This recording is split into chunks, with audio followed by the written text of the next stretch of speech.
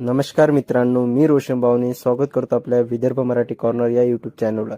शेतकऱ्यांना सबसिडी देणारी भारतातली पहिली ग्रामपंचायत, महाराष्ट्रातील एकमेव ग्रामपंचायत जी शेतकऱ्यांसाठी वरदान ठरली आहे, तेच आपण या व्हिडिओमध्ये बघणार आहोत। तरी व्हिडिओ हा शेवटपर्यंत नक्की बघा। आमच्याकडे शेती करायचं एक ट्रॅक्टर आहे, शेतीसाठी घेतला पंचायतनं मोठा, 30-40% सबसिडी देतो त्याला आम्ही।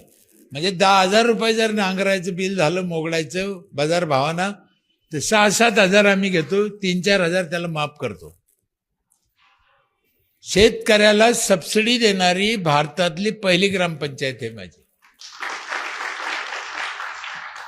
होऊ शकतं, काही नवल नाही, काहीच अवघड नाही।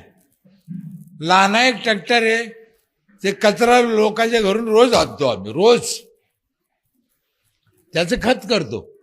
त्या बाईला 2 बकेट दिल्या, तिला सांगितलं तू घरीच ठेव, कुठं फेकू नको, डोकं लावूच नको।